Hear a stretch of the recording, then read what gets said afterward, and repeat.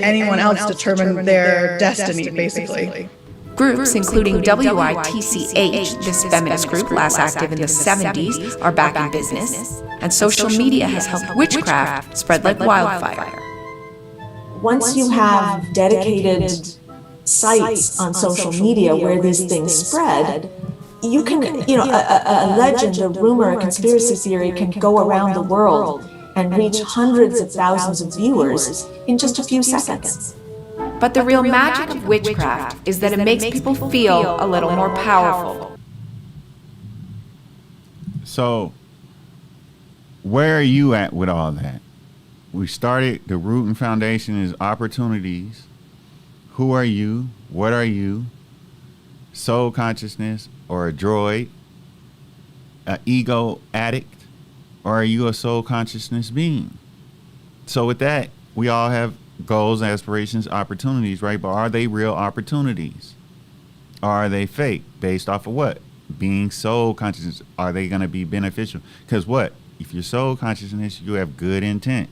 You want only good for others. And with all that you're doing. So we dealt with the karma, of which fixing your karma.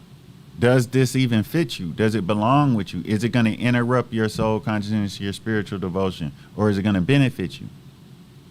Because it's not a real opportunity that's going to hurt you. And as you heard with the Buddhas, or if you started late, you didn't. But this is where the truth comes in. And then he spoke on fixing your karma, how not to be jealous. Then we showed a video about jealousy. Then we just showed a video about witchcraft. So the world is clearly in contention, and there's an extreme high level of psycho-spiritual battles going on in the world of which we are living in. You are dealing with an extreme high level of contention, competition, sabotaging, winning, and victories. But are those soul beings that you're admiring? I want to do what they did. Is that a real soul being, or is that just a clone, a droid put in that position to masquerade as a human being? Or is it a turned out human being who's a zombie under total control? You understand what I'm trying to say? You're putting all your heart into the selection and all that, but you're not even remembering you have your own personal life and there's people jealous of you, or that you let yourself fall so low that you're under control by Sith spirits and energies. You're on such a low vibration that you're the one jealous and envious. You're living in fear and anger, fear and anger. You can't sleep, so you just pop pills, do drugs, injections. You gossip, lie. You got to watch over your shoulder. You feel intimidated. You feel scared by positive people. Or maybe you're the one that's the positive one, or good energy one and high vibration, and others are envious and jealous of you. But that's the world we're living in, is my point. That's the whole gist of what I'm saying. You understand? It's important what I just pointed out with the witchcraft. Now you have to get what that is really saying. That, see, I come from a high influenced by indigenous and African indigenous influence. So when I say witchcraft, I respect and honor the European witchcraft as a culture. I get it. But when I say it, I'm saying it in terms of what the African would see it as. And that's misusing natural energies and spiritual energies to harm other people, innocent people. That's what witchcraft is known to be in the cultures that I've been influenced with and that I learned from. You get it? It's a serious thing going on with all these people getting into witchcraft because they're resorting to it.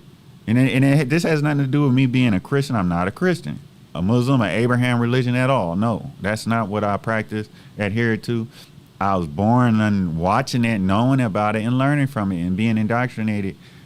I was really raised in a regular house that wasn't really religious. We believe in God, but it wasn't about that. It was about real life, common sense.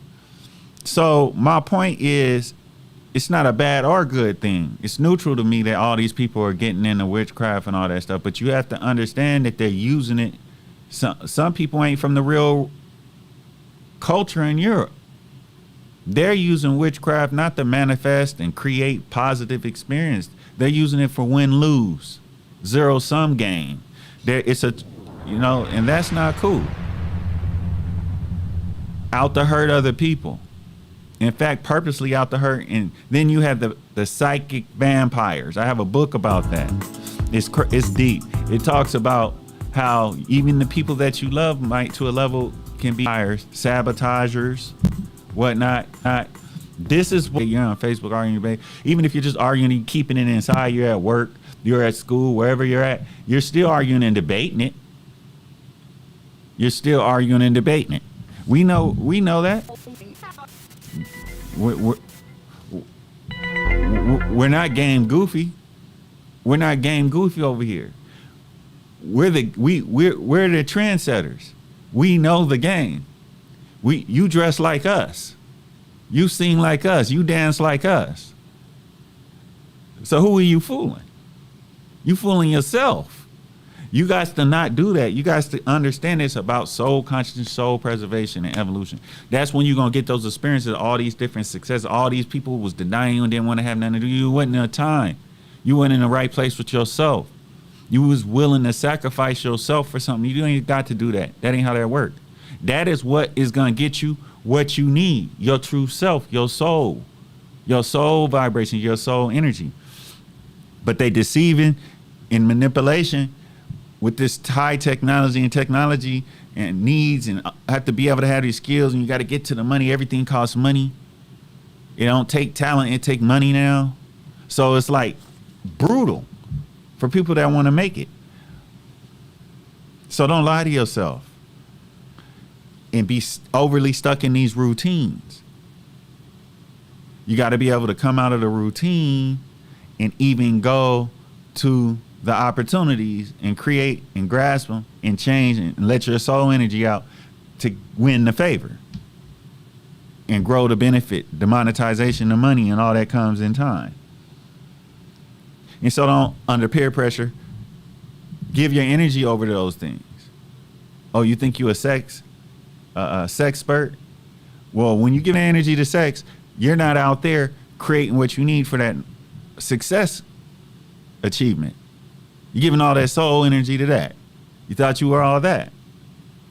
Well, you're good at tricking and deceiving people to get these material things that are short term in the moment, but they have no value to your future. This is where soul consciousness come in versus ego consciousness. That's the whole point of what I am saying. So get it going on for yourself. Make it happen. You know what I'm saying? Put your energy into it. You got it, it's coming. The success. But don't let the peer pressure get you. The outliers are hard enough. What are outliers?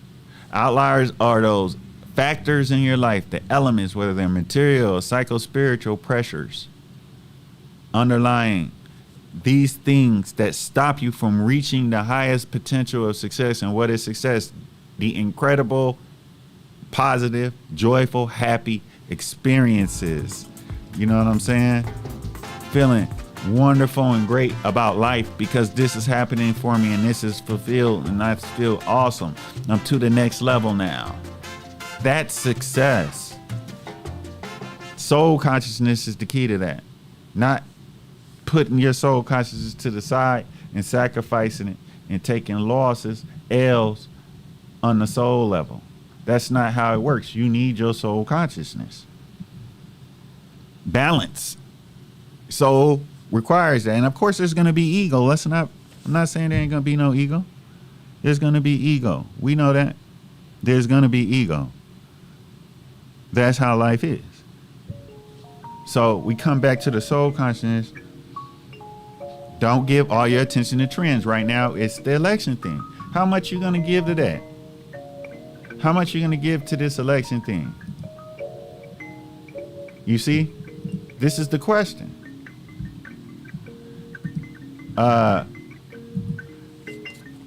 We have to accept that we are more important than any of these different things.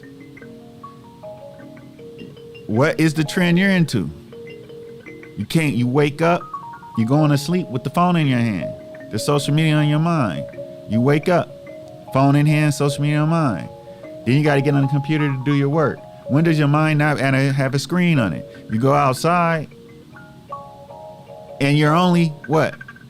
15, 16, 17, 18, 19, 20, 21, 22, 23, 24, 25 years old. We have to talk about, which is, we had some advice from the Buddha. We talked about jealousy.